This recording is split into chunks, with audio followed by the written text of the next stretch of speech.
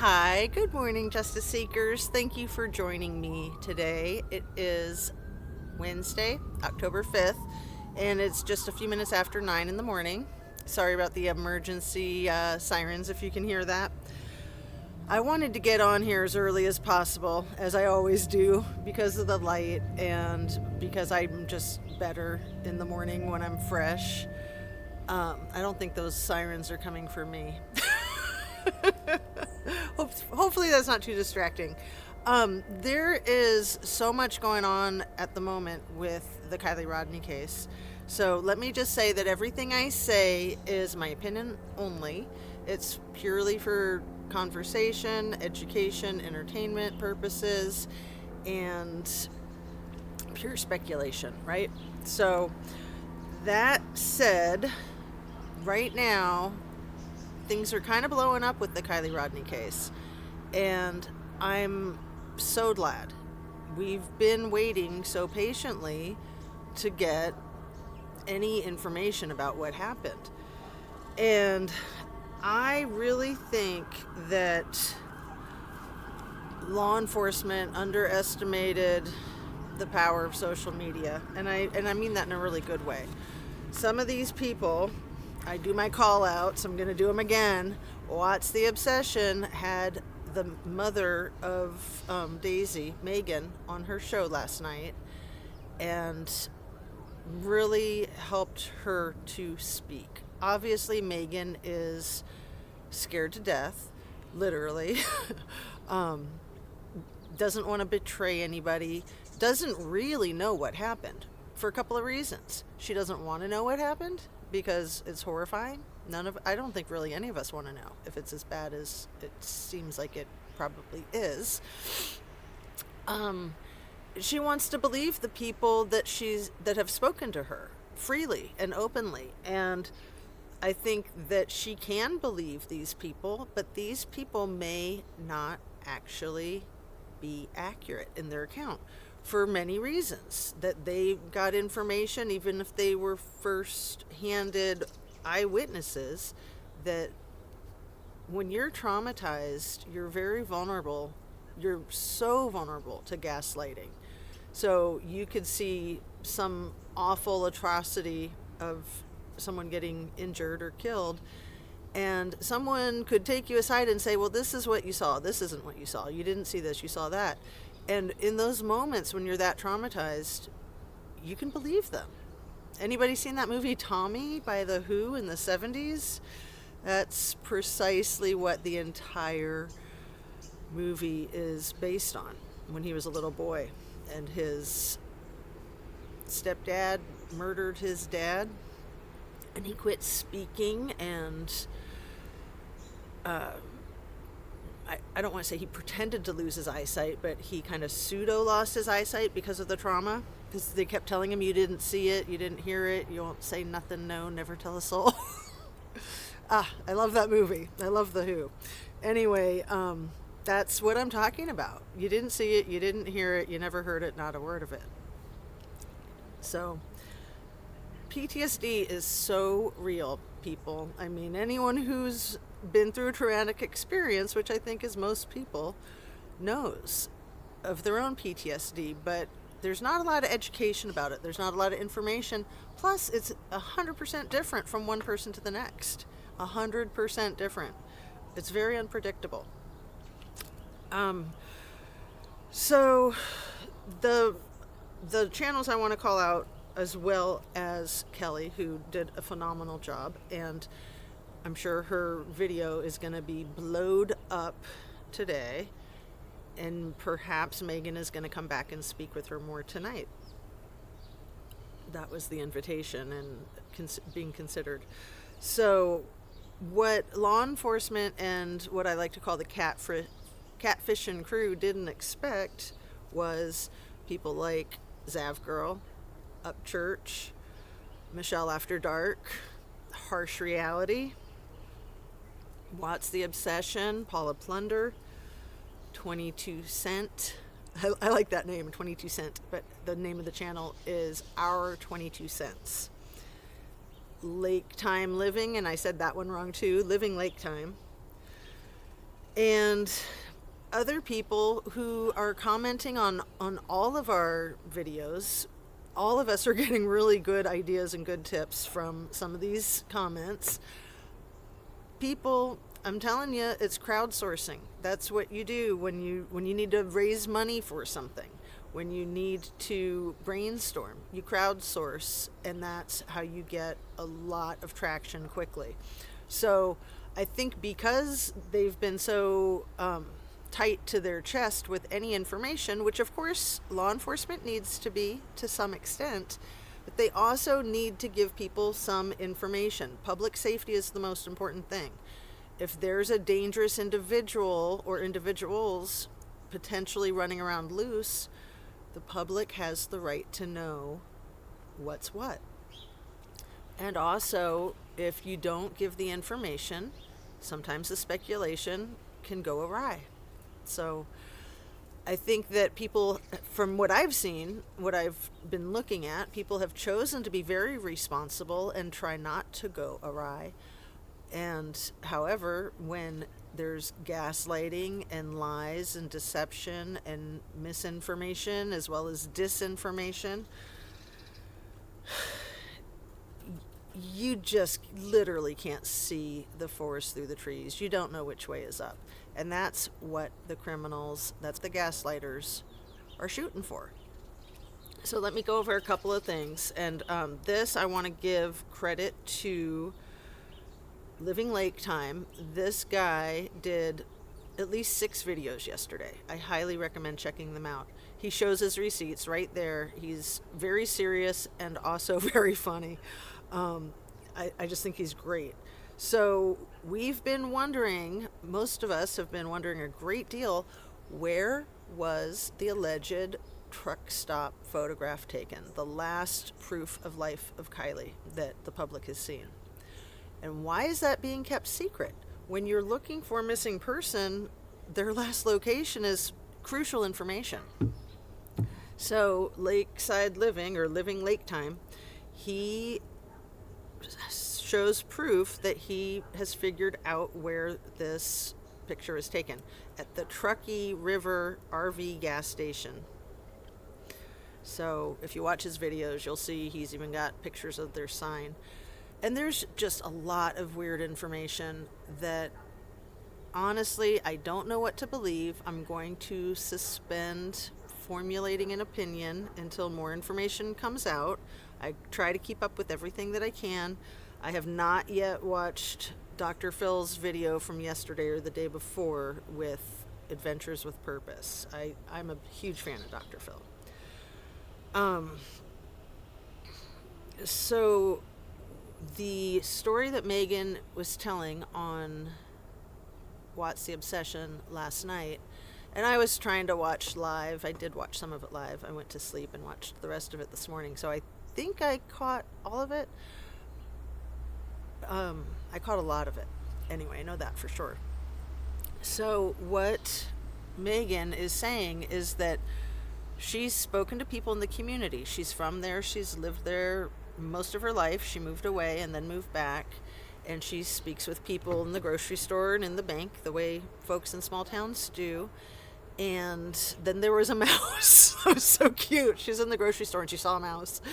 And it just cracks me up because it's like the mole or the rat, right? So the mouse led her to some information from an acquaintance who was shopping, whose, I think their child was there. Anyway, one of the folks she spoke with is a woman who was across the lake when it sounds like what she saw was a car going into the water. Not saying that is what she saw. It sounds like that's what she reported to Megan that she saw. And Megan is very torn about what to say and how to say it, understandably, in my opinion. So, being patient with her, I think my opinion is that initially she was coming out to try to whitewash some things and try to control the narrative. And as she's talking to people, she's kind of coming to her senses and also being challenged, and she doesn't want to make a fool of herself. She doesn't want to make a mockery of Kiely's passing. She does not want there to be foul play, but she's indicating that it certainly seems that there was foul play. She does not want to make accusations or point fingers, and at the same time, I'm getting the picture of accusations towards specific people. We can all guess who that might be. So, talking about that book yesterday, The Gift of Fear, I think I've mentioned it in one other video, but I highly, highly recommend Gavin de Becker's book. He was a favorite on Oprah for a long time, and he's got a wonderful career in public safety. He's very well versed. He's very honest and upfront about what drives him and how he came to understand using his fear to keep himself safe from a very young age. I'll just say it, his father was held at gunpoint by his mother, or his mother was held at gunpoint by his father. I think it was the mother who was holding the father at gunpoint right in front of him when he was like 5 or 10 years old. And they were threatening to shoot the other parent. And he was scared to death, of course, but then he realized in the moment that they weren't going to do it, because if they were going to do it, they would have already done it. So he was able to navigate that situation and maintain his sanity and go on to be a very productive, helpful individual. So it's great when people can be upfront with themselves and upfront with others. So, and keep the focus. You know, the only reason I haven't shared my story is because I'm trying to keep the focus on Kiely. There's way too many distractions. So we'll get to that eventually if you stick with me, I promise. And then the other book that I mentioned that was, in my opinion, a rehash of Gift of Fear, that was called Blink.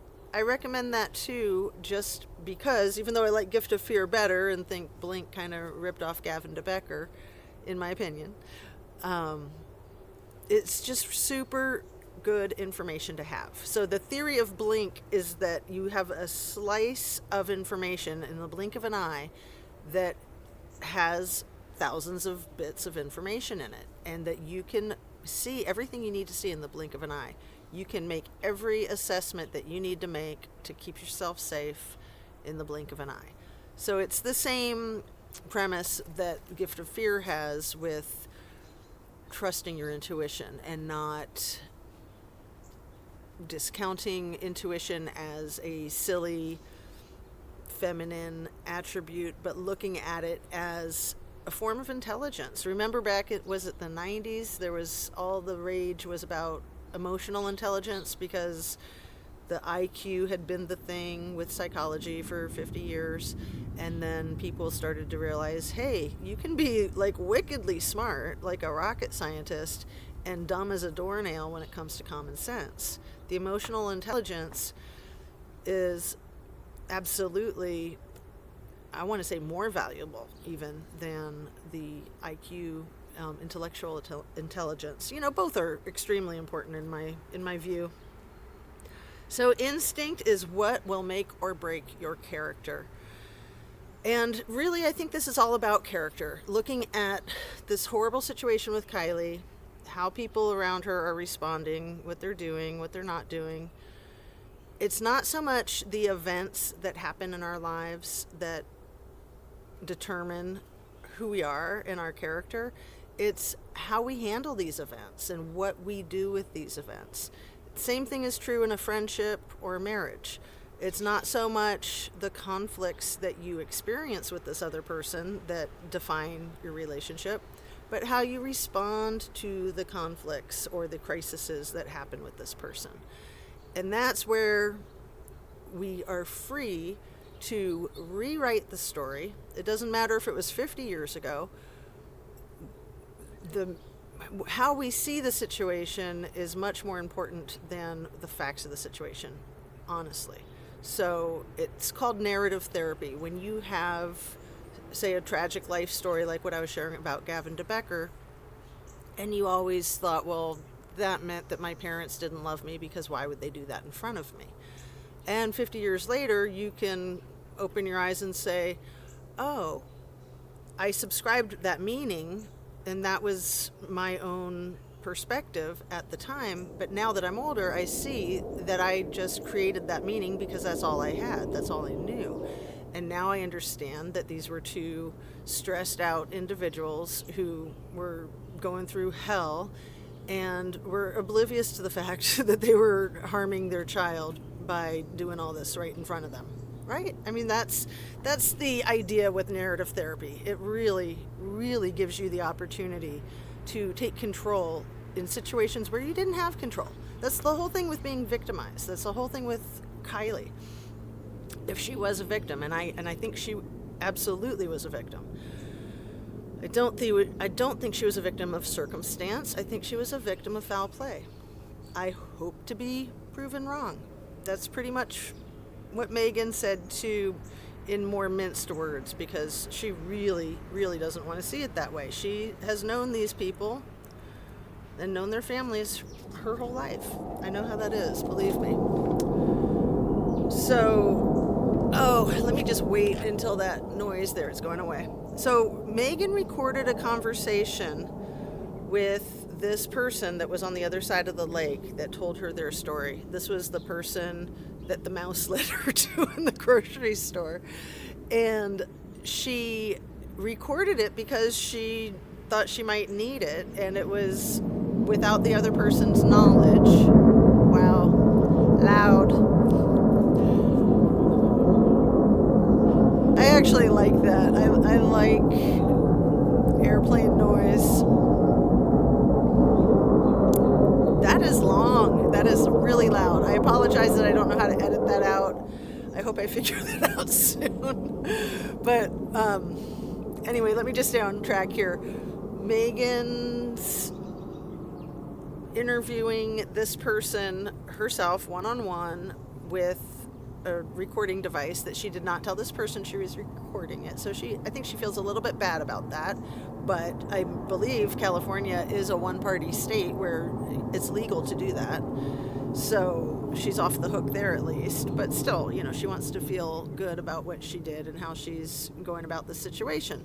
I honestly think that Megan is trying to do the right thing, and she's being pulled in a lot of different directions. So Kelly is the perfect place, What's the Obsession, for her to be supported and to open up and to talk about things that are scary.